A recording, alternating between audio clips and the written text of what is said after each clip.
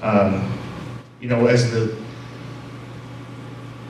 chair of public safety, you know, right now it's a hard time for law enforcement, a hard time for the police officers in the state of Missouri, and I really had a rough time this year getting called a bigot from inner city representatives because I wouldn't allow bills that would damage police and the people that are protecting us, and I wouldn't hear those bills. So that's one of the things that I worked on pretty hard this year as well. I have a 100% pro-life voting record endorsed by the NRA. I have an A+ record with the NRA as well. Each year push for A+ funds to go into effect, and more funds, which helps us right here. A lot of our kids from West Plains get A+ funds and come right here to MSU West Plains. So I'll cut it short, and so we can get to questions. Thank you, Sean. Ms. Hampton. What we're doing here this evening is a very important part of the democratic process. So thank you, MSU. I'm accustomed to projecting. What we're doing this evening is an important part of the democratic process. So thank you, MSU, West Plains, and the College Democrat and Republican clubs, and the respective sponsors, Joyce and Gary, for arranging this forum. Thank you to members of the media and to the audience for being here. On Election Day, I'm asking you to do something different, something groundbreaking. I'm asking you to put party politics aside and choose a candidate not affiliated with a party to represent us.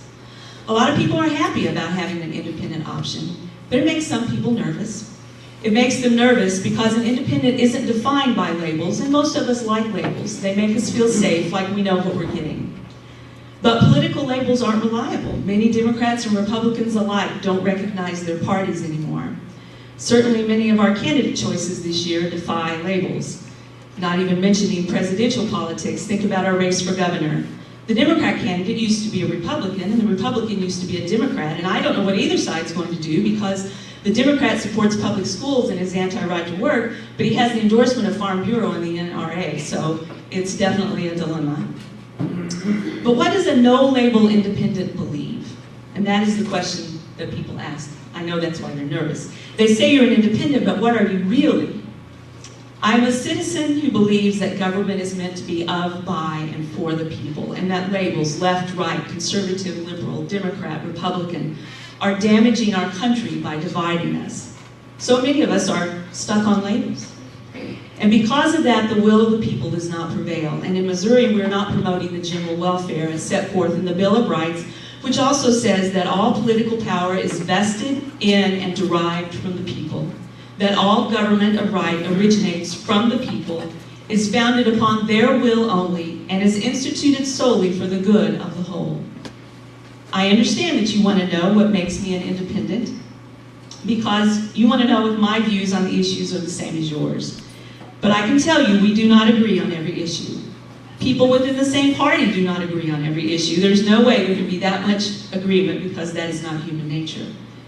Some people hesitate to vote outside a party because they believe party platforms are the answer to our problems, but we, the people, are the answer. Communities hold the key to their own success in almost every way, and if I was to be labeled based on that, that would make me one of the most conservative candidates anywhere on the ballot. But having said that communities are the key, there are some things that are difficult to accomplish only through local actions, unless at some point we're finally able to untangle ourselves from government. For example, we've created a social welfare system in Missouri that rewards people who don't want to do the right thing and punishes those who desperately want to improve themselves. When those in poverty start to move upward by going to work and becoming self-sufficient, they are crushed back down by bad policies. We need to change those policies because we have created a perfect recipe for generational poverty, which has led to economic decline in our area. But changing policy is difficult because the political process, not everyone in it, especially rank and file party members like people in this room and those who are listening in, the process itself has been corrupted by money and by partisanship, clinging to a platform with no willingness to work together. But there can be no progress without compromise. That's the only reason we have a country. Our founders disagreed mightily on many issues, but they worked through them and authored a framework for a nation unlike anything the world had ever seen. They did not claim it was perfect, but they knew it was a more perfect union because they worked together. We desperately need to stop letting a few issues divide us, and we need to stop looking to government to make rules about behavior. My opponent says that we can't legislate personal responsibility, and that's not a bad idea. Let's apply that concept equally and start looking to ourselves for the answers, working on how we can all be better citizens and instill common sense values in the next generation. Good ideas, critical thinking, and cooperation are what we need, but those things are not what we get when we require partisan loyalty. That only gets us a party line, which most of us seem to agree we don't like 100% of the time. We want to get along, help people when they're in need, enjoy individual freedoms, and be happy. We're tired of anger, fear, and bad news, because being angry is not enough. We need to take on the process, because nowhere in the US or Missouri Constitution is there a provision for a two-party system or a party system at all. So what I'm asking you to do is let our district lead the way back to a system where the general welfare of the people does not take a back seat to the power structure in state government. Thank you, Jerry.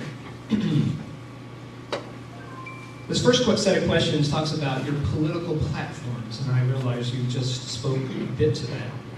And so we will start with you, Ms. Hampton. So as an independent candidate, it is more difficult for voters to know where you stand. I think you just acknowledged that. Can you explain how you specifically differ from the Republican and Democrat platform positions? I guess if I specifically differ, it's because there are elements of both platforms that I agree with and elements that I don't necessarily agree with. And I think that's what led me to be an independent to start with. I just was very frustrated with the system, realizing that there were a few key things on both ends that are really the sticking points, you know? The big part in the middle, we all agree on. Those things that I talked about, you know, we want to get along, we want to compromise, we want progress in our state. And so, you know, the theme of my campaign has been back to basics. And really, that's my platform. My platform is to represent you, is to represent District 154 and to concentrate on things like jobs and economic development, some of the things I think we'll be talking about this evening, safety and security, personal freedoms, education, and really the business of the state. I feel like we have really been drawn away from that basic business of the state. And so that is my platform, back to basics. And things that I believe are important to all of us, and a return to basic government. That's my platform. Okay, thank you. Mr. Rhodes, you are running as an incumbent Republican. Are there issues where you differ from the Republican platform? If so, what are they, and how are your views different? You know, there are a couple things that I don't particularly like as far as exactly what the Republican mold is. One of those being a tax credit issue. And in Missouri, we've kind of let the tax credit issue get out of hand. We've got over $600 million in tax credits in the state of Missouri. And that comes off the top of the budget before anything. So that's $600 million that we don't see when we're $400 million short of funding the formula of schools. So at what point do we stop that and we say enough's enough? I don't vote for every, I vote maybe for one tax credit, and all those are benevolent tax credits that deal with like the Child Advocacy Center like we have here in West Plains. I vote for that one. Other than that, I don't vote for tax credits. So no, that's the one thing I don't vote with my party with is tax credits. Okay. So even though there's not a specific question here that you might be rebutting to, you have a 1 minute if you would like to respond. I think I probably covered everything that I wanted to cover. Just, you know, it's back to the issue of feeling like I have been represented by a party, not a person. And I'm glad that Sean has acknowledged that he does not always vote with his party, but it feels like he votes with his party a vast majority of the time. Mr. Rose? I think if you look at the votes of really anybody up there, whether they're Republican or Democrat, they vote either way. And I think there's times that 75–80% of the bills that come out on a Republican-controlled House are typically bills that Republicans want to vote for. The same thing with some Democrats vote for the bills that we vote for as well. So it's not exactly 100% party line all the time. There are some pro-life Democrats, pro-gun Democrats, that kind of thing. This is sort of a general outlook type of question. So we'll start with you, Sean. Putting aside for the moment the many global, national, and perhaps even statewide concerns, what would you identify as the most pressing problem confronting people of this district, and how might you use legislation to combat this problem? I think right now jobs is our biggest concern. I think right with what's happened in the last year and a half, it has jobs. That's what we need, and I think steps are we're taking steps forward to help with jobs. One of those being the GoCap facility. One of those being the city with high-speed internet. My job working with economic development up there, I spent a lot of time, I've learned a lot about economic development in the last 4 years, is the fact that, when companies come to town, they look for certain things. There are certain things they look into. If you have high-speed internet, then they're okay coming to town. We don't have that here. We don't have good, reliable high-speed internet, and that's been identified. So the city's taking steps to do that. One of the internet providers here in town had a bill up there that would not let the city of West Plains even try to have internet. It would take 7 or 8 votes of the people at $7,000 a vote. It'd be hard to do. That's across state Missouri. We worked really hard to kind of kill that, and we did. Myself along with Mike Cunningham, and that's one of the things that if you're trying to bring in jobs, you want to have every opportunity to do that. Missouri has a huge advantage on one, low energy costs, low taxes, that kind of thing. So right now we're at a step where I think things are lining up in this area to get jobs here, and I think we're almost to that pivotal point where it's going to turn around for us. I would agree that jobs are definitely needed in the district. And I would say that the overall issue that's really closely associated with that is the poverty in this area. And there are a lot of aspects to that issue. And one is, I'm supposing that we'll be discussing this later, it's the healthcare issue. We have a lot of people who are without health care and health insurance in this area. And so closing that gap in coverage is a very important thing to do here. But we have a lot of issues that we need to address, some things that are kind of elephants in the room, if you will. We already have jobs in this area that are going unfilled. And we have, as I alluded to in my opening comments, we've created generational poverty in this area. And a lot of it is through our very best intentions. But we have people who could be working who are not working. And there are jobs available. I spoke to a friend of mine who does some work in economic development, and he said at any given time, there are 200 pretty good jobs available in Howe County.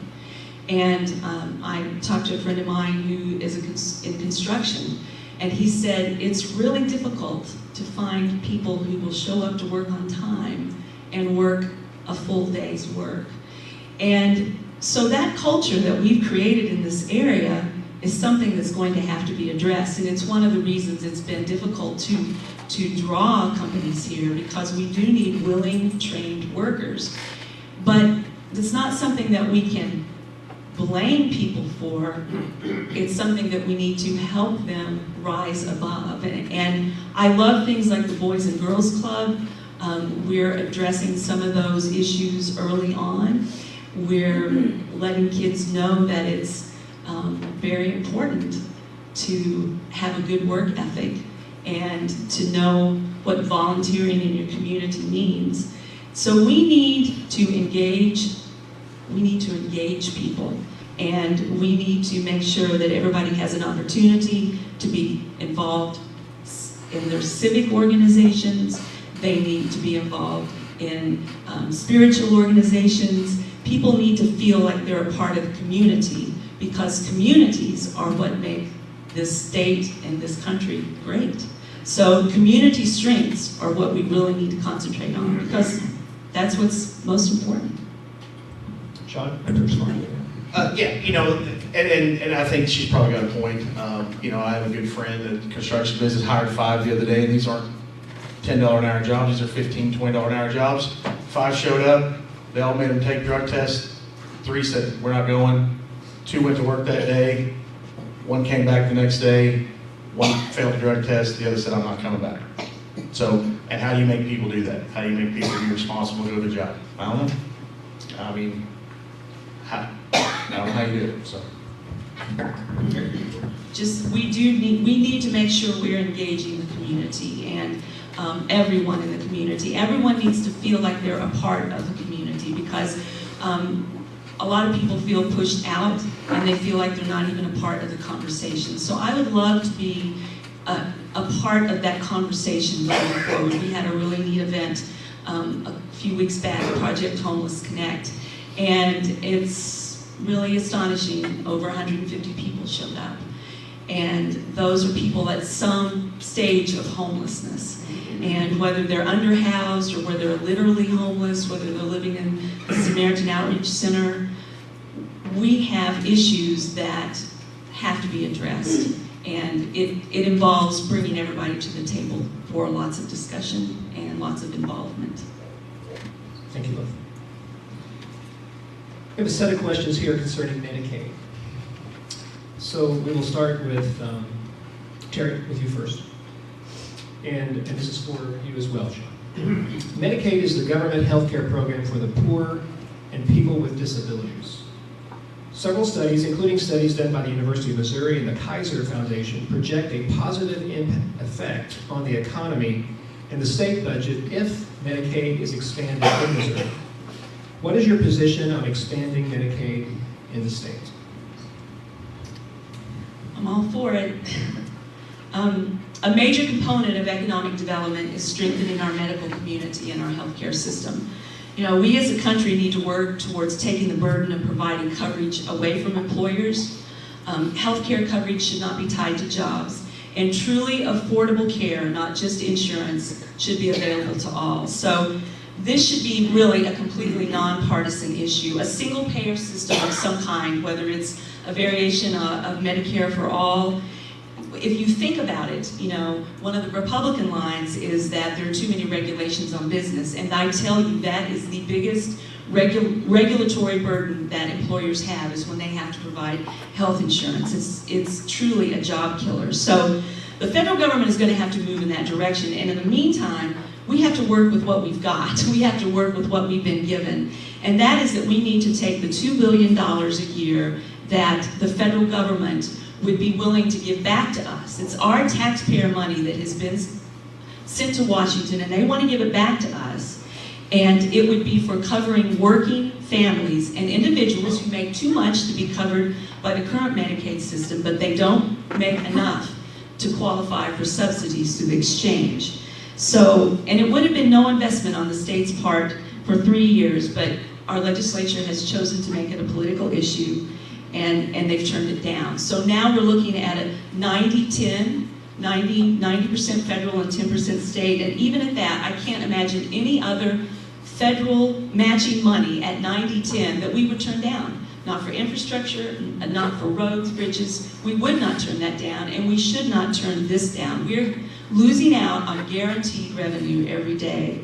And, you know, for me, working in the industry I do, right now I work for Ozark Independent Living, and I see that in a very important way that an expansion would have a significant impact on District 154, and that's that nearly 80% of people with disabilities are unemployed because current rules punish them for working by ending their health care benefits when they achieve even very low levels of income. So being able to work but maintaining Medicaid coverage for health benefits, that would increase the quality of life for so many people in this area, and it would improve the communities where they live, and it would help reform the social welfare programs that we really need to look at making more cost effective. So to me, if we're looking at economic development, if we're looking at job creation, the Ozarks Medical Center is desperate for Medicaid expansion. The Chamber of Commerce has lobbied for Medicaid expansion,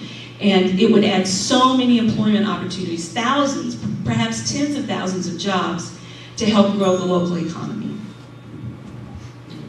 Sean? First of all, I'm against Medicaid expansion, and for two reasons. One, right now I believe Missouri can afford it, and here's why. When you say 90-10, our 10% with the 300,000 is about 250 million is what the fiscal note would be.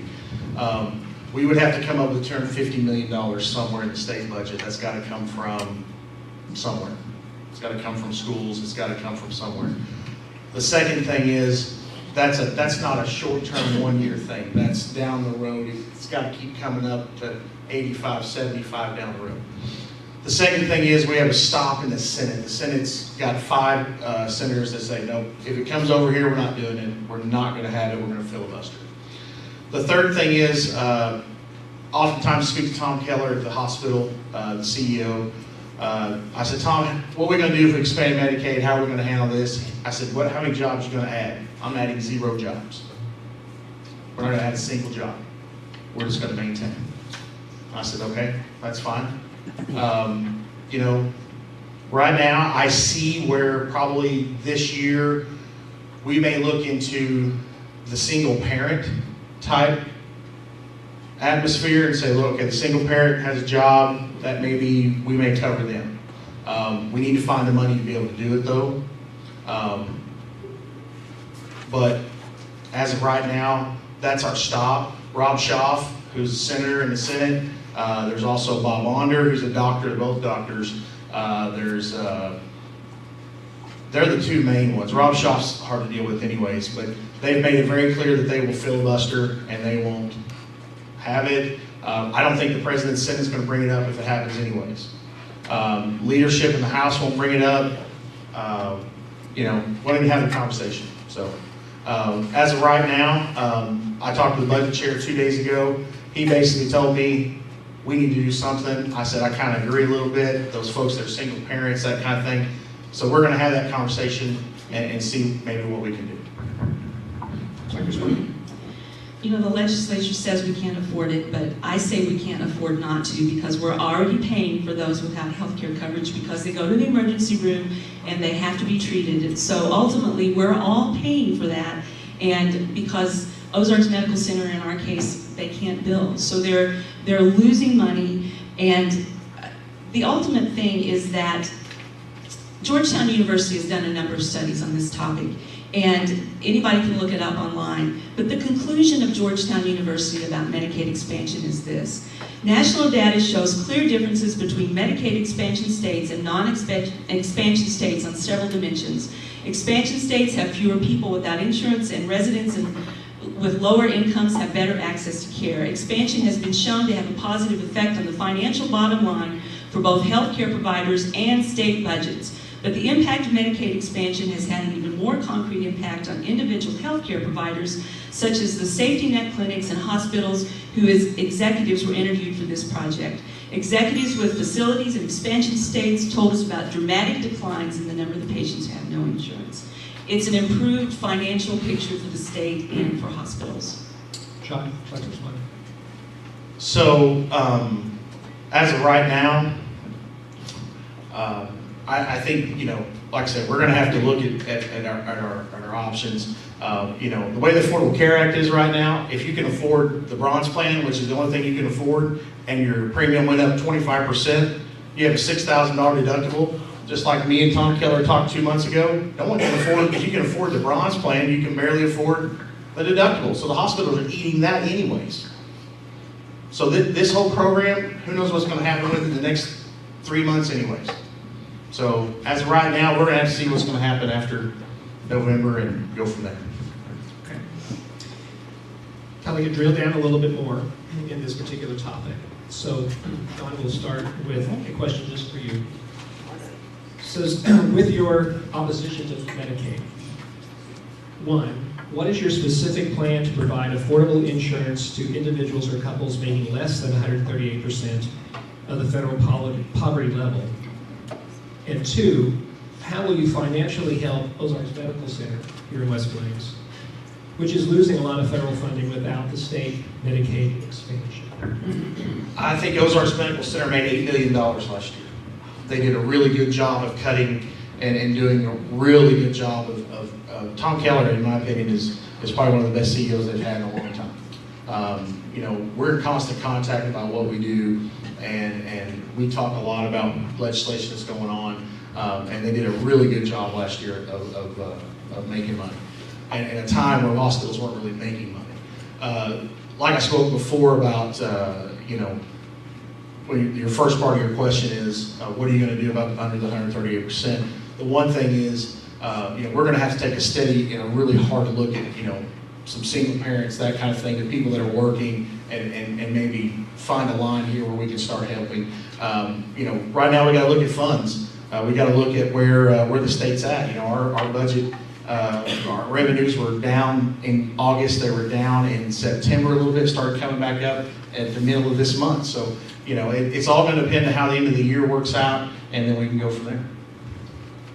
Terry, you want to respond? You have a minute to respond to what Sean? I think I'm a little confused about Ozark Medical Center's financial standing. I mean, that's great if they were able to make that much money, but I think we have to look long term. I don't think they would turn down a Medicaid expansion program in any way, shape, or form. And they truly are having to deal with people who come to the emergency room and can't pay their bill. And so that really is something that is not good for our medical providers, our healthcare providers, and it's not good for people who need a better way to receive care, because that is not a good way to receive basic health care. So, you know, I understand there are funding issues. I'm going to get a follow-up, maybe. Get a follow-up. Okay, all right. So okay, we'll leave it right there for right now. Sean, anything from what Terry just said? Well, and the other thing is too, and she kind of touched on the point as far as basic health care. That's part of the problem is people use the ER as basic health care, not going to the doctor like they're supposed to. And that's what makes for large ER costs, is that when they go to the ER, when they should be going to the doctor. You know, and I understand there's situations you got to go to the ER. I totally get that. But when you should be going to the doctor over things instead of going to the ER, and that's common because pretty much up until a month after August or September, mid-September, you had no copay to go to the emergency room, and you had a copay to go to the doctor. So obviously the ER was getting used more than going to the doctor. So that's. Okay, thank you. So Terry, Medicaid's still the issue here. With your support of expanding Medicaid in Missouri, how would you position the state to pay for the inevitable decrease in federal funding that currently supports this mandate? Well, I think something that we need to seriously look at is a tobacco tax. We have a couple of tobacco tax issues on the ballot coming up in November, and I recommend voting no on both of them. I don't trust where those originated from. They were not grassroots efforts to get that issue on the ballot. But the effects of tobacco and cigarette smoking add approximately, by the numbers that I've read, $2 billion to the state's health care cost every year, and that's private and public. So $2 billion is being added to healthcare costs because of one thing that we know is dangerous, and people who smoke at this juncture in time know that it is bad for them. And we have the lowest cigarette tax in the entire country, 17 cents a pack. The next lowest is 30 cents, I think, in Virginia, West Virginia. We are, I believe, the last time I looked at those numbers, at least $1 lower than all of the surrounding states. So I haven't done the math, but we can do the math, and say, let's raise the tax on cigarettes and tobacco products and not make it an amendment to the Constitution that takes up a whole page of the newspaper to explain, because you can never trust those kinds of amendments to the Constitution. Make it very simple. We're going to raise the tax on tobacco, and that is how we're going to fund Medicaid expansion. It's the only thing that makes sense, because it is adding so much to our healthcare costs. And, you know, people can still choose to smoke. That's fine. But we should not have to pay. We, as taxpayers, should not have to bear the burden for the inevitable healthcare costs that are going to arise. So that is how I believe we should fund Medicaid expansion. Sean, response. On the tax, what Terry brought up with the tax things, I agree. A constitutional amendment is not the way to do a tax thing. To bring up a tax to pay for Medicaid expansion, Hancock Amendment says you can only raise taxes $90 million a year. The first year alone is a $250 million increase. So then you have a $160 million deficit you got to make up. So all you can raise taxes is $90 million a year due to the Hancock Amendment. The first year of Medicaid expansion is $250 million, which leaves a $160 million deficit that you have to make up if you raise the taxes all you could. If it's an issue put before the voters, you can go beyond that if I understand the Hancock Amendment correctly, because what we're asking voters to do now by approving those two measures, that the projections are more than $90 million a year on those, I believe. So it would have to be, I'm not saying the state legislature can do that, it would have to be an issue put before the voters. But I think that voters are ready to be responsible, or make people who should be responsible be the ones that bear the burden for the cost. So it would not be something the legislature would do. It would have to be put before the voters. Okay, thank you both. New topic, judicial and ethics reform. Two-part question. We'll start with Terry. What is your position on judicial system reform in Missouri? And secondly, what is your position on ethics reform, such as campaign contributions, use of PACs and super PACs, and gifts from donors to legislators? That's all one question? That's all one. Okay, because that's a lot. Two parts. Two parts. Judicial okay. system reform and then ethics reform. Okay, well, judicial system reform, that's a really big topic, and it covers a lot of area. It is something that definitely needs reform, and just as one thing that would come to mind, we need to start making the punishments fit the crime in so many cases. And I don't know of a better area that would be a better place to start than choosing substance abuse treatment over incarceration for people with addiction issues. Multiple studies have shown that treatment is far more effective in reducing crime, and it saves money, and in addition to helping break generational cycles of addiction, which we also see in this area, it's a big contributor to poverty. A 2013 study, researchers found that nationwide, just 10% of eligible offenders were treated in community-based programs instead of going to prison. The criminal justice system would save almost $5 billion annually. Now that's nationally, but you kind of break down those numbers and the number of people that are incarcerated in Missouri.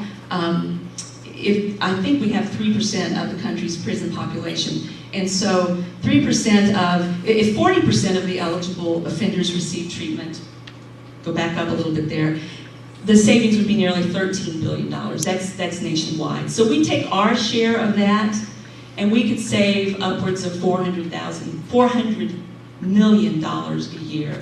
And that would create jobs by doing community-based treatment for substance abuse issues. I mean, it's just an absolute necessary step to take, in my opinion. But ethics reform, we need that too. And we have an opportunity to vote for that in this November. Also, I'm not generally a fan of those kinds of big amendments, but I don't think the state legislature is ever going to take the initiative on its own to put caps on campaign finance reform. I mean, we did it, the voters voted to do that in 1994, to put a cap on campaign finance contributions, and then a few years later, Governor Blunt and the state legislature just took those away. So voters wanted to have campaign finance limits, and we did until the legislature took them away. So now we have a ballot issue which will address some of those things. Because right now there are no limits on campaign contributions in the state of Missouri.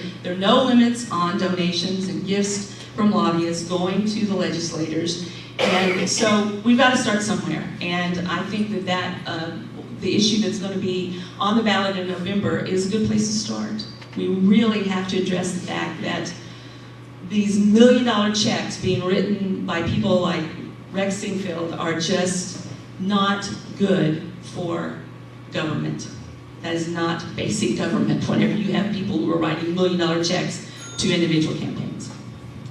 John, judicial and ethics.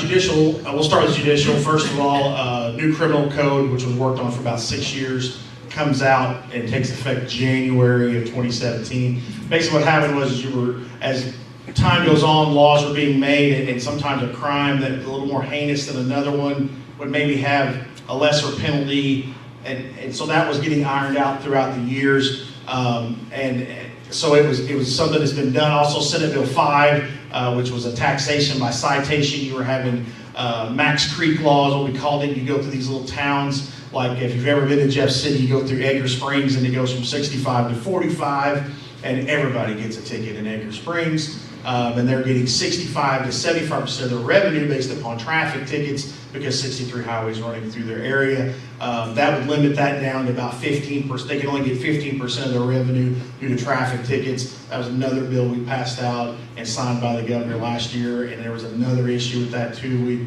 tacked on a little more to it. As far as another issue of judicial reform, right now, talking with our probation parole folks, people that are on probation for drug offenses or getting sentenced for drug offenses aren't going to prison. We have so many violent crimes that go on right now. That's typically the people that are going to prison if they are dealing with violent crimes. It's not your drug offenders. Now, if they've been on probation a bunch and they're violating their probation a bunch and have treatment options and aren't following through with that, then that's probably an option that's going to happen. That's all up to a judge that does that. But typically, first off, it's kind of one of those first try, we're not going to throw them in prison for drug abuse because there's no room for them right now. Room is for the violent offenders, and that's at a point, unfortunately, where we're at in our culture is for violent offenders. As far as the ethics reform, we passed about 4 ethics bills this year. They were watered down, horrible. 2 of them were decent. One says you can't be a paid consultant and a registered a legislator at the same time. So, and in the off time, I couldn't be a consultant for a campaign, so that campaign funds couldn't be paid to me to work on your campaign. Another one was, we call it the Stephen Tilley bill, where Stephen Tilley was going to run for lieutenant governor, got $1 million in his campaign, said, nope, I'm not running. He invested that money, which was legal for him to do, and kept it open for 3 years. That's absolutely the most wrong thing that anybody should do. I think it's totally wrong. And so that basically said you can't do that. Another one was you gotta wait 6 months after you're termed out or after you quit as a legislator to become a lobbyist.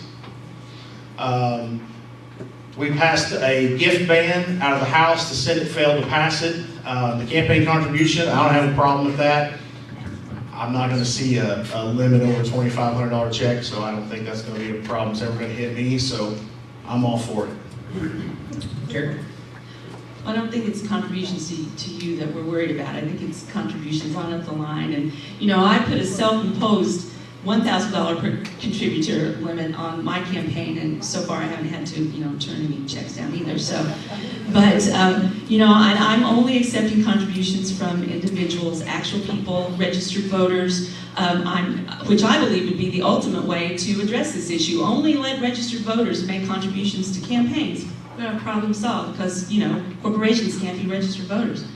But I'm not pursuing any kind of endorsements or taking gifts or donations from lobbyists, any of that. I think that it's just, and you're right, the reforms that were enacted this year just really weren't very effective because they didn't address very big issues. But I want to go back to that community-based counseling for substance abusers. You know, the thing is that they may not be going to prison immediately, but eventually, whenever they're not getting the counseling and the help to break those addictions, they eventually end up there. And so we need to cut that off at the source.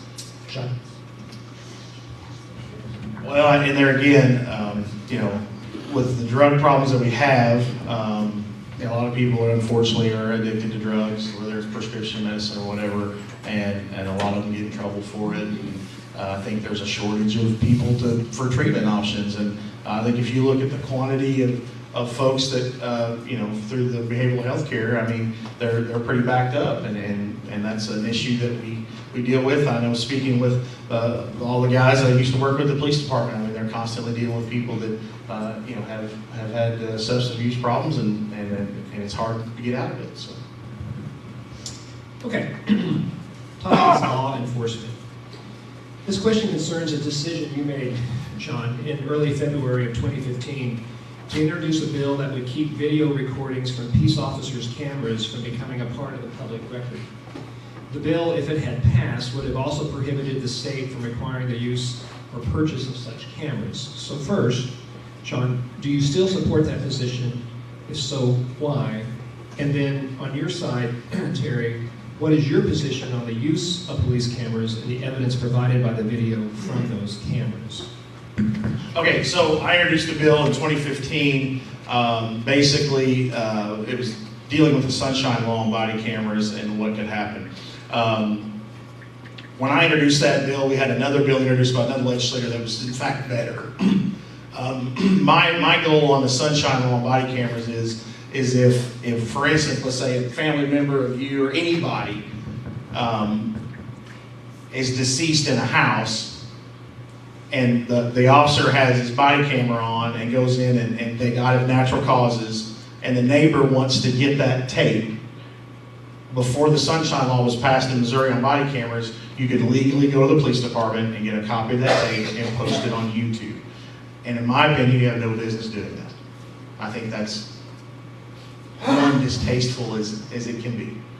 So what we needed to do, just like anything else, is establish a little bit of ground there to see what happens. So the one thing I did was pull in the media association lobbyists. I pulled in law enforcement folks, said, look, let's sit down, let's work on this bill's better than mine, and let's come up with something. It took us a year. This year we actually passed a bill that had some media to actually talk to some of the folks from the Ozark Radio News. We talked about some issues they had with it and kind of worked it out. I was on a panel in Jeff City or in Columbia about with the media association, kind of talked out some stuff. We had longer conversations about it.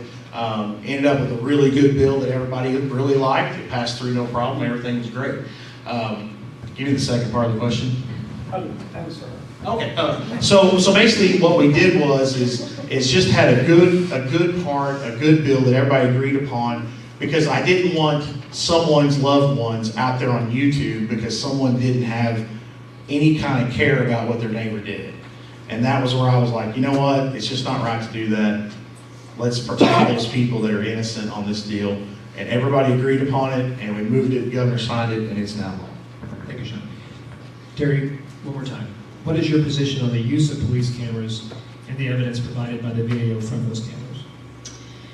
You know, I'm not going to pretend to be an expert in every area, and I will say this is one area that I do not feel that I am an expert in at all. I do know that there are some states who, through the use of body cameras, it has been really a benefit to the citizenry and to the law enforcement agencies, because it's evidence, it's video evidence. But I really don't feel comfortable commenting on this because I don't know about this particular law, and I don't. I haven't been following it, and I just will be honest with you that is my answer, because I don't. I want to always no matter what the issue is. I like that Sean said that he met with people from the media and law enforcement, and I think that's exactly the way that legislation needs to happen. So, sounds like it might have been a good process here, and I just will defer, I just will have to decline further comment. Another thing with body cameras, one of the bills that was bad was mandating body cameras. When you mandate body cameras, you got to pay for them throughout the state. I think the fiscal note on that was about $10 million. Since we passed this body camera bill, Kansas City Police Department's bought them. St. Louis PD's bought them. They spent the money and bought them. I don't think it need to be mandated. I think that's a local issue. I think that's something that the West Plains Police Department or the Columbia Police Department needs to do. I think it's something that they need to handle. I think that's what their local city council's for. They can figure out a way to pay for them and handle that. I do know, like the city of West Plains, their insurance company pays for 75% of them, and most departments do that. One of the big issues is basically keeping and handling the tape and the video and how long you do that. That is clearly defined now in the Sunshine Law, so that helps out a lot. I think Sean and I might agree on something. I think we agree on lots of things, but I think we agree on that. Roads and bridges. Roads and bridges and other infrastructure critical to public safety and to economic development in our area need repair or improvement. How do you propose to increase funding for road and bridge improvements? And then how do you ensure that our fair share to the rural areas come our way? Terry. First on that. Well, fair share to rural areas, that's always going to be a good one, isn't it? First of all, I think that we need to, I think this is just going to have to be something that is put before the voters. Missouri hasn't increased its gas tax in 20 years, and it has one of the lowest fuel taxes in the nation. And I think the legislature should just put forth a simple proposal, not a constitutional amendment, but a straightforward gas tax, which is a user tax. And that is the fairest kind of tax there is, because that's to finance transportation issues, roads and bridges. And that way, if you don't drive, you don't pay for those things. So, make it a simple issue, put it on the ballot for the voters, put a sunset clause in it, make it expire in a number of years and renew it if it needs to be renewed. And that way, if voters truly do not want to pay that, then we'll have to live with the consequences of poor highways and crumbling bridges and roads that are not adequate. So that's the logical way to pay for road improvements is a gas tax. What was the second part of that question? And how do you ensure that the rural areas will get their fair share? Well, I don't know. Used to be the $64,000 question. I guess that's like the $640 million question or something now. But, I think one way to do that would be to make sure that we are a vital part of the state. If we can grow our economy here and if we can have something that the rest of the state wants, there'll be a path to our door, right? I don't know. We need to really look at becoming more of a tourist destination, and those things kind of go hand in hand. Make ourselves indispensable to the rest of the state, and cooperation. That's how things used to get done, is cooperation. And I don't know. You all tell me if anybody's got the answer to that. Let's hear it. So for 3 years, I wrote letters to Governor Jay Dixon. I said, I need somebody from the southern part of the state on the MoDOT board. Because everybody on the MoDOT board was from Kansas City, St. Louis, one from Springfield. If you're not driving the roads in that area, how do you know where these roads are going on? Now, I can tell you, someone can tell you, but you don't know. And then we got Mike Pace on the MoDOT board. It saved my office a ton of money in papers, because I was writing a letter a month to the governor's office, put somebody from southern Missouri on the MoDOT board. We don't need Kansas City, St. Louis people on there anymore. As far as funding, we put a measure to the voters 3 years ago, 3/4 cent sales tax, it failed. They had a 222 gas tax. It was 2 cents one year, 2 cents the next year, 2 cents the next year, up to 6 cents. And it kind of got out of whack in the Senate. Last year, actually, Doug Liba from Poplar Bluff had a 2 cent gas tax, just a flat 2 cent gas tax. I really respect Doug. I hate raising tax on something. Doug looked at me and said, hey, it came through the select committee on state and local government, which I sat on. He said, it's going to be close. Can you get it out of committee? I said, Doug, I'll get it out of committee for you. And I actually voted for it to get it out of committee. And I was the dividing vote to get it out of committee. And then it didn't go anywhere after that. Do we need to do something? Absolutely. The problem is the federal government has went from a 6-month plan. Every 6 months, they would jump their plan forward and say, hey, it's a 6-month plan to go to our transportation funding plan is 6 months. We're going to go 6 months farther. We're going to go 6 months farther. Now they've done a 5-year plan, which helps the states out tremendously. We've done the match money, so I think that's going to help us in the long term, give us a 5-year plan to come up with. Swanson. Well, there was a sales tax issue that went before the voters 2 or 3 years ago, and a sales tax is not the way to fund roads and bridge improvements. That a user tax, a gas tax, is the way to fund that. That is the logical way to do that. And I mean, who wants to raise taxes? No one. But I have yet to find anyone to tell me how we do things like have good roads, good bridges, a good transportation system without taxpayer money. Again, if somebody has a formula for that, let that be known. You've got $1 million idea there.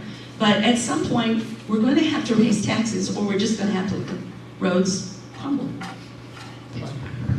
And the hard thing is, it's hard for folks in our area to understand, because we've just had some big improvements with a 4-lane running through 60 through Willow in the last 7 or 8 years, and the highway's nice through there. 63 is nice, it's a 4-lane. So it's hard for people to say, well, you guys don't really need anything. But MoDOT's kind of done away with working on any lettered numbered highway. It's just null and void. They don't have the money to do it. I know the director of MoDOT. I sit with him I've been appointed to the retirement board for Highway Patrol and MoDOT, and I think he kind of promised the MoDOT workers about a 20% raise over the next about 3 years. And I'm like, oh my goodness, that's great, but logically, where's it coming from? Because we've got to get you guys money to help rebuild bridges and things like that, but we got to think about that too. So. One last question on education. The foundation formula that determines how much a given school district sees from the state has for many years gone without full funding. In addition, decisions about curricula and other education policies are increasingly made by politicians instead of local administrators, with many of these actions made without the funding needed to implement them. So there are 2 questions here. How would you go about increasing funding for education, and how would you give more control to local school boards and administrators? So the first question is, and one that really gets me kind of going, I spent 6 years on the school board in West Plains, and I look at schools from St. Louis that are getting $17,000, $18,000, $19,000 a year per kid, and we're getting 6 and 7 in West Plains. And to me, I don't see why there's such a big difference. It should cost the same to educate a kid in one area than the other, right? There's teachers in this room. There's people that, a lot of educators that educate a lot of kids, and if that's an inner city with people that are poor, well, guess what? We are too. This year we changed the funding formula a little bit, which will help the rural areas kind of get more money, which will be good.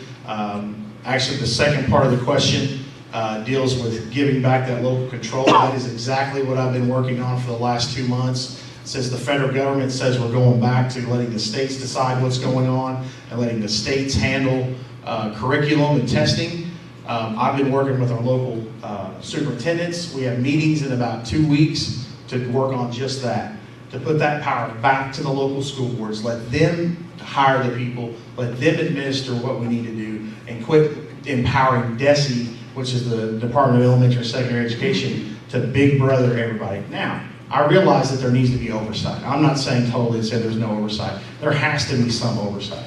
But at what point do the local people have control of their local school board? And that's what we need to get back to, is letting the local people have control of their school board and go from there. Well, the inner city schools, and it is in many ways, does not seem fair, but they don't have the tax base to draw from for their schools like we do even here in this area. So, the foundation formula was established to bring some equality, and it's probably not a perfect system, but some sort of foundation formula for education is what the majority of the states in the union have. And so maybe it needs more adjustments, but there's got to be some way to bring some equality there. And local school districts have a responsibility too. We all have to decide if we truly are going to educate our children and if we're going to drive our economy with a educated population. But my emphasis in getting back to basic in government, education issue is such a prime example. The state legislature this past year, and I don't know exactly how many these came from the state and how many were federal, but I had one administrator tell me that this year there are 120 policy updates that schools are forced to make because of new state and federal laws. And those generally come in the form of unfunded mandates, whether it's new programs, whether it's, things that are admirable, like bully prevention programs and suicide awareness and things that are wonderful, but the legislature is putting those things in the laps of the local school boards, and the school districts are having to pay for those things. But, the main way to give control to local boards is just to back off. That's already the mechanism that's in place for school districts, is for local school boards to set policy. And those policies don't need to come down the pike from Jefferson City, from the legislature, and I don't think there needs to be more legislation introduced to say we don't need more legislation. I mean, it's just stop doing it. So the getting away from the basic way that schools need to run, we're just so far away. I really admire West Plains R7, for example. They have taken a substantial step forward in doing something new. They're getting away from standardized testing. They're moving towards project-based education, working on citizenship skills. Schools just need the freedom to be able to come up with what works for the schools. And I love that West Plains R7 is taking a really big, brave step. And part of it has to do with because of federal, at the federal level, there has been some kind of, relaxation of rules there. But local schools we need to let local schools, our local school districts have so many great ideas. We just need to let them run. John? A lot of those were federal mandates that were brought down. One of them was a bullying policy. Have you ever seen a kid be bullied in school and commit suicide because of it? That's hard to say no to vote for that. I couldn't do it. I think that's a policy that needs to be in place in school. The other was a CPR, teach kids CPR in school when they're in high school. I think that's a great policy. I think I would vote for that twice on Sunday. I think that's awesome. That's something that I think kids could utilize if they could save one kid. I think it's worth every penny that it would cost. To go back to standardized testing, that's a state problem. We can't do away with standardized testing as of right now. State mandates that. DESE says we have to standardized tests. Most of the high school does. I think the ACT or MAP testing, and that's what R7 does. I think my 9-year-old took MAP test last year. They'll do it again this year. There are some provisions to be able to move away from standardized testing, as I understand, and maybe even waivers that will allow schools to do that. But that's, again, a policy that's made at the state level, and we can change those kinds of things. We can have a really new way of educating kids. And it's not new in other parts of the world, but it's new here. You know, education should teach children to be successful adults, and you know, things like growing food and practical skills, balancing a checkbook, changing a tire. You know, all of those things are things that can be incorporated, and they don't have to be mandated, but the schools can have freedom to do some of those things. You know, one of the mandates that came down a number, I don't even remember how many years ago it was, but I remember visiting one of the superintendents. You know, those tests, those standardized tests have to be taken on computers. Well, who pays for those computers? Some of these smaller rural school districts, they don't have money in the budget for that. So those are the kind of mandates that we really just need to back off of. Okay, thank you both. It's time for closing remarks, and we will begin again with Sean. Actually, today I toured Junction Hill School, met with the superintendent of Junction Hill School, had a great time. We talked about some of the struggles that they have with students and just kind of what kind of culture we're in. And I could see kind of where they were coming from and what they had. And you know, that's the part of the job is getting down and seeing on the ground level and not sitting up and watching. You know, and the next day or two I get to go to Jasper Engines and meet those gentlemen and talk to what's going on with those guys and how they're being affected by various different requirements of the government.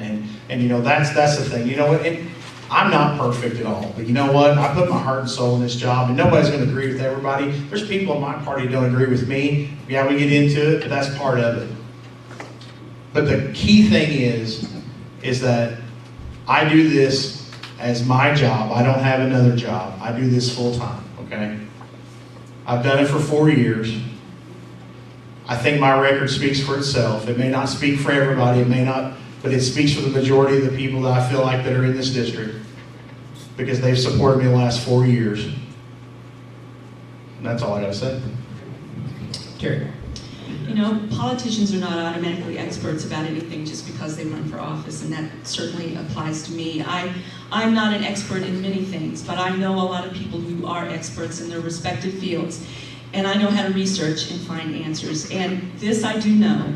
With the party system we have now, there's no reason to ask anyone's opinion most of the time. There's no reason to research a 49-page bill that might be passed on the last day of session because almost without exception, every legislator already knows how they're going to vote based on the party they belong to, and that is not good government. And I know there's some exceptions, but you know, George Washington was our only independent president, and he warned about the dangers of parties, and he said, political parties are likely, in the course of time and things, to become potent engines by which cunning, ambitious, and unprincipled men will be enabled to subvert the power of the people.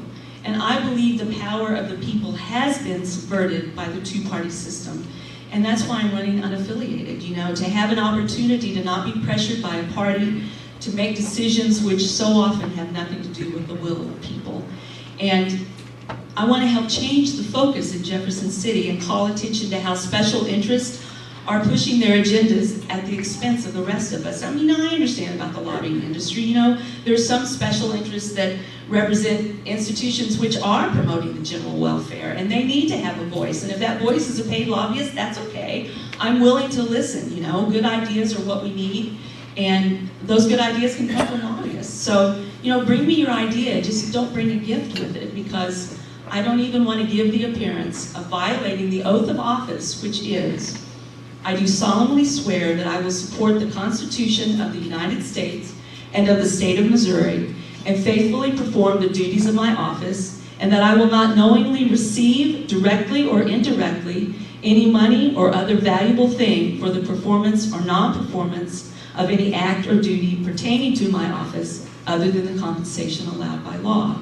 Now, the leadership of both parties has created a system which is about control, and it creates a division that distracts us from the real problem, and that's those at the very top of the political food chain. And I'm not talking about anybody we know. I'm talking about probably not anybody even at the state level, but they're only concerned with power and money. And you know, I appreciate Sean that he is caught up in that system. You know, it doesn't give true freedom to guys like him. there's an old saying that says, you're bound to dance with them that brung you. And that's kind of the way it is, I think, whenever you're part of a political party these days. But we have to be informed, involved, and willing to help bring change. And because just as important as our rights are our responsibilities. And I believe we have a responsibility to try a new approach. I want to be a leader, not a follower. I want to work with those in industry and healthcare and education and see what they need and find solutions. You know, I'm not interested in legislation which comes back to our communities in the form of unfunded mandates for schools and municipalities. There were over 2,000 pieces of legislation that were introduced in the General Assembly during the last session. Most of them never made it out of committee. Less than 150 made it to the governor's desk, but that's really just nonsense. And as an unaffiliated member of the House, I would have the freedom to work with both parties when possible and call out either party when needed. And I can take the message of the people to Jefferson City. Let me use my experience as a business owner, an employee in the private and nonprofit sectors, and my skills as a writer to investigate and report on what's happening in the Capitol. Let's shake up the system. You know, there are 12 independent candidates running for state offices in Missouri this year, which is really amazing when you think about it, and it's unprecedented. And so when a few of us start to get elected, or maybe even just one, we can shine a light on Jefferson City and help both parties understand how tired we are of political games. The independent movement could be what ultimately saves the two-party system. There are elected representatives who are frustrated with the system and would like to see a change, but anyone caught up in the process can find it difficult to stand up to party leadership, especially someone who's looking to advance in his party, looking to be offered a position of leadership. I don't have to answer to a party, and I won't go to party line. I have the freedom to answer to you. So I pledge to listen, to think, to do my best to represent the district, to be diligent in Jefferson City, and to work hard year-round right here in Howe County. It would be my full-time job too. Let me help bring our focus back to where it belongs, back to basic government, which embodies the Missouri state motto, let the welfare of the people be the supreme law. Help us, help me, help us do something new. I want to thank our candidates, so our incumbent Republican Representative Sean Rhodes and our independent candidate Terry Hampton for appearing tonight. I want to thank the audience. Thank you all very much. It is quite heartening to me to know that we can do this in a very civil way as opposed to other places in our country. This is what democracy is about, whether you agree or not. We have heard from the candidates. I apologize for not getting to all of the questions that many of you have sent in. We appreciate that very much. Before you go, I believe Dr. Phillips would like to recognize the folks in the crowd as well. Okay, we did have some additional information on the table up here. Sample ballots, if you vote here in Howe County and you want to see who's running for office. And we have a description of the ballot issues that will be on that they've referred to. The other thing I did want to do is, as part of the political process, we want to encourage people who are running for office. Do we have other candidates or representatives of other campaigns in the office or in the room tonight? Okay, I just see one hand. I talked to Sage Rouse. He's representing the John J. Ashcroft campaign, and wanted to give him just a minute to say something about his candidate. Just like you can get him on stage or just walk right here. I haven't had a chance to memorize my my speech yet, so fortunately. And by the way, Sage is a student here. We also like to encourage students getting involved.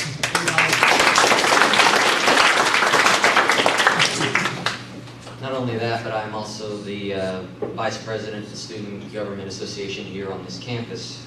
So anyway, I'm here to represent Jay Ashcroft, who's running for the Secretary of State of Missouri. And the Secretary of State position is part of the executive branch of the Missouri government. And the Secretary of State is our chief elections official. They administer the statewide elections. They also have the responsibility to the legal formation of all business entities. They register all the legal acts of the governor, and they maintain state records and documents. They also review the legality of proposed securities offerings, and they write the ballot titles upon which you decide how to vote on innovative petitions. The ability to handle these complex matters, as well as having the proficiency in the law, is absolutely essential for anyone who holds the office of Secretary of State. So you see, over the past decade, the office of Secretary of State has been riddled with mismanagement, misleading ballot language, and a lack of leadership. It is time that we restore the office with someone who is fully qualified, completely trustworthy, and absolutely moral. Jay Ashcroft's background demonstrates his unsurpassed qualifications for the Secretary of State's duties. His bachelor's and master's degree in engineering from Missouri S&T testified to his ability to handle complex and technical matters. He's also a licensed practicing attorney holding a degree from St. Louis University. In addition, he is also certified in data security by the International Association of Private Professionals as an information technologist and privacy personnel. So with this said, it would be an outstanding advantage for Missouri if the office holder responsible for maintaining state records were as highly qualified in data security as Jay. These credentials would make Jay Ashcroft the most qualified person ever to serve as our Secretary of State. Jay is a consistent conservative, and as a conservative, Jay is a staunch supporter of a photo voter ID law for our state. You see, as a lawyer and a concerned citizen, when Missouri did not require a photo ID for voters, Jay drafted and circulated an innovative petition to amend the Missouri Constitution to allow a photo ID requirement. And as Secretary of State, Jay will use his authority to work in conjunction with the General Assembly to put in place common sense protections to ensure the sanctity of Missouri elections and make sure that voting, which is the very heart of our country's democracy, is fair for all Missourians. Lastly, the all too frequent news of moral failure in many politicians in Jeff City, except for Sean Rhodes, of course, reminds us that candidates need to be people of indivisible moral integrity. And Jay was raised with an unbroken, uncompromised commitment to integrity in both his family and public services. And he will work to restore trust and confidence in our state government. We need to put our best foot forward when selecting candidates. And we can do this in the Secretary of State's race by supporting the engineer, the lawyer, the data security professional, the consistently conservative, and the morally honorable Jay Ashcroft. So I encourage you all to join me in supporting Jay Ashcroft Tuesday, November 8th for Secretary of State, Missouri. Thank you all.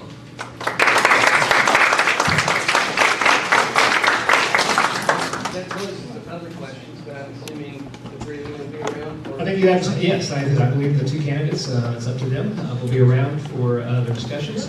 To give a little house directions here, if you need to visit the facilities, they are in the southeast corner. This is north. All right, so you all have to figure that out. This is a college campus. That corner. That corner, okay. All right, thank you all for coming again.